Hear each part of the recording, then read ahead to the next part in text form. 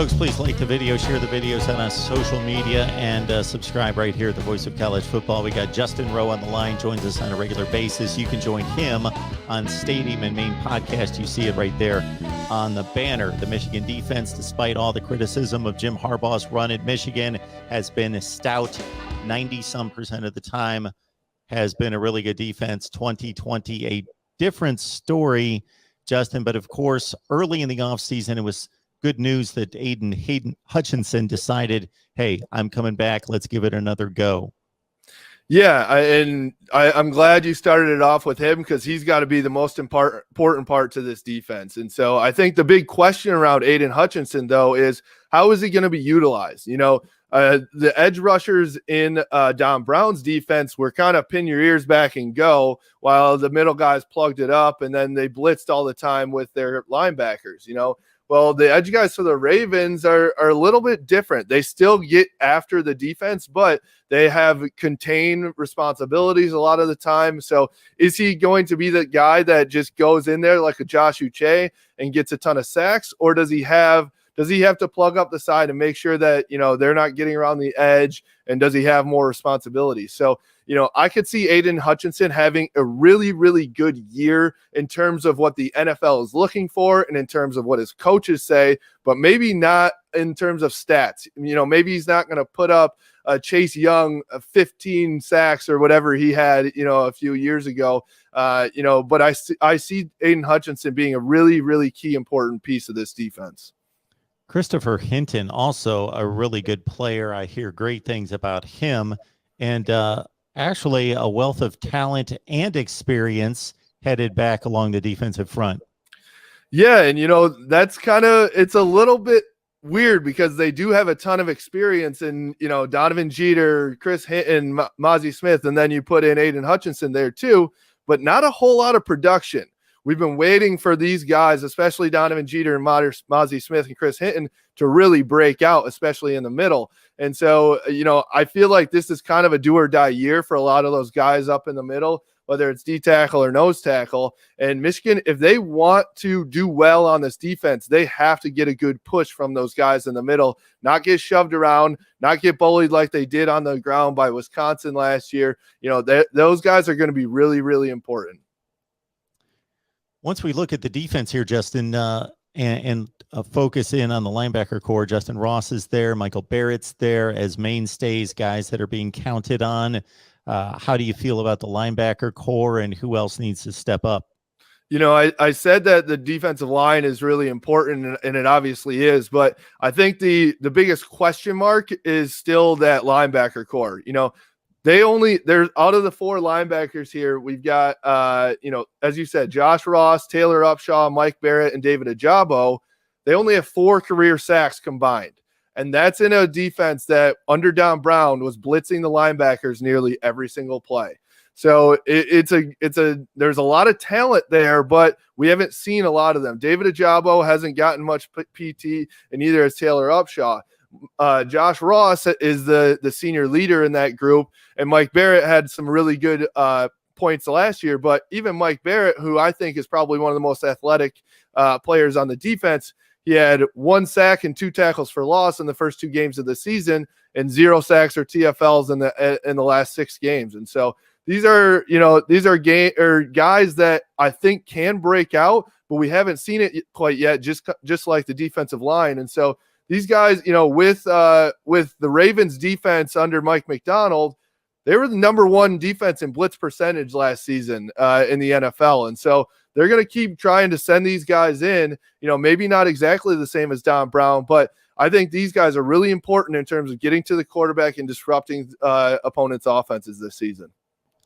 We're here talking up the Michigan defense with Justin Rowe from Stadium and Main Podcast, and it's been a defense that has been easy to talk up during most of Jim Harbaugh's stay at Michigan, starting in 2015, took a downturn in 2020, and of course, Justin, most people point to the defensive backfield. You got Dax Hill. He's one of the fun guys to watch. I know that you can highlight starting with the good points there, and he being at the top of the list, but the corner play was substandard, maybe improved to a certain extent later in the season, but take us through the secondary. Yeah, as you said, this was definitely a sore point of Michigan's defense, and I think every fan out there had, times where they wanted to throw something through their TV while watching these corners play last year. They ranked 96th in the country in pass defense last year, 255 yards a game. That's not very good. And the other part of it that was really frustrating for a lot of fans and ourselves watching was they gave it up in big chunks. They gave up a lot of big plays, big pass plays down the corner or down the sidelines, and that's where it was really frustrating for a lot of fans watching. Like you said, I think the highlight is Dax Hill. We talked about it a little bit before we came on here. Dax Hill's a guy that's going to be all over the place. He is that true safety that is making a play at every spot of the field. He'll make a pass breakup on one play. The next play, he's running up and making the tackle, at the line of scrimmage. And so he's a guy that's really important to this defense. And so with that being said, the other, I think, even possibly more important piece is the play of Brad Hawkins. Brad Hawkins is a redshirt senior now in his 5th year. He's a guy that I think it was really important for him to come back this season because the other option was Makari Page for Michigan at the strong safety position, and Makari Page has very little experience. So, even though Brad Hawkins doesn't have the talent of Dax Hill, he has the experience and will be able to run that defense really well, especially learning the whole new defense under Mike McDonald. Those are the safeties, and then onto the corners, as you talked about. That's really where it all fell apart. It felt like for the defensive secondary for Michigan, and so Jamon Green is a guy that I think, as you said, he really came on towards the end of the season. Struggled because he was a brand new guy in there in the beginning of the season.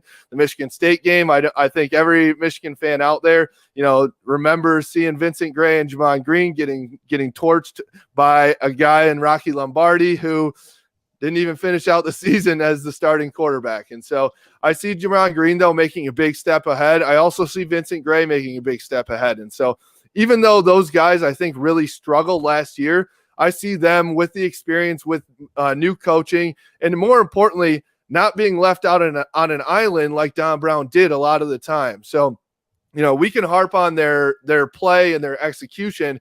I still think it goes back to Don Brown being stubborn, saying, all right, we're going to keep blitzing. We're going to keep playing man coverage on the edges, even though they keep getting burnt and not giving them any help. I see Mike McDonald. I see this new defensive coaching staff saying, all right, those were the weak spots in our defense last year. We're going to make sure Brad Hawkins and Dax Hill and some of these linebackers drop back to make sure that we have coverage and it's not one-on-one at all times. When you look at the tackle leaders, the top 4 are coming back. You mentioned Ross with 53, Hill with 44, Barrett 43, Hawkins 40. Don't see a whole lot of tackles for losses or sacks out of those guys. Kwity Paye was the leader in tackles for loss last season, and maybe Aiden Hutchinson down the line. No, not necessarily, because obviously he missed a ton of time this past season. So more disruptive plays needed. And to extend, Justin, on your point, Michigan gave up a higher percentage of explosive plays, 30 yards or more in the pass game, than anybody else in the Big Ten. And they were in the bottom 10 in the country in preventing explosive plays downfield. Also, to accentuate that weakness, was only 2 pass interceptions last year. The sample size was so small with only 6 games, and interceptions kind of come and go. It depends. You do want to get those interceptions, and turnovers is important in today's defense and stopping these offenses and trying to create some disruptive plays. But with the sample size being what it is, I don't necessarily buy into that stat totally. But of course, 4 of the 6 games they did play, they didn't get the turnovers that they needed on defense. Yeah, and I think the big thing to talk about there is the Big Ten is transforming into big play offenses more and more each and every year. Obviously you look at Ohio State and that's all they do is throw it to Chris Olave, and he seems like he's open 90% of the time, about 40 yards downfield. But even when you're talking about Indiana now with Michael Penei, you're talking about Tanner Morgan at Minnesota. You're talking about, even Penn State is starting to do that more now too. So more and more and more outside, even, you looked at Wisconsin and Iowa. their traditional run, dink and dunk out down the field, even Wisconsin with Graham Mertz is going to chuck it down the field a little bit more than they ever have. And so that's a problem for Michigan if they can't get that figured out. They need to make sure it's a bend but don't break type defense where you can give up little things here and there, but you're not giving up the 60-yard touchdowns or the 40-yard pass plays that get you down into the red zone. That was, as I said in the beginning, that was their biggest weakness last year. And that was honestly something under Don Brown that we haven't seen much before. Under Don Brown, they were not giving up those big plays before the 2020 year. And so it just seemed like the stubbornness of his coaching strategy got in the way of him, and he couldn't, accommodate or adjust to what these offenses are now trying to do. Got all these publications out, Athlon, Street and Smith, Lindy's, Phil Steele, all of them. Of course, the predictions. This is that time of year. It's the talk season and the prediction time. Do you make predictions? Are you a guy that typically makes predictions, whether it be Michigan or across the country? I really don't that often, just because there's so many variables in it. And I think it's, I don't know, it's great content, of course, but, I think it's put out there and a lot of things could happen. What are you looking for a prediction in?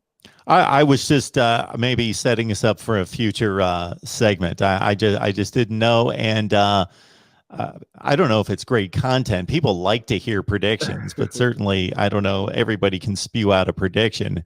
Yeah.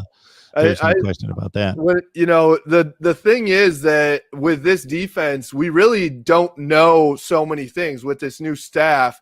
How are they going to run it? I don't know if it's going to be, they give up a lot of run yards and don't give pass yards, or they give up a lot of pass yards and don't give up rush yards. So, it could be a lot of different things in terms of predicting who's going to be the star breakout guy for Michigan on this defense, or how good they're going to be. This staff is really, it's going to be interesting to see a couple things.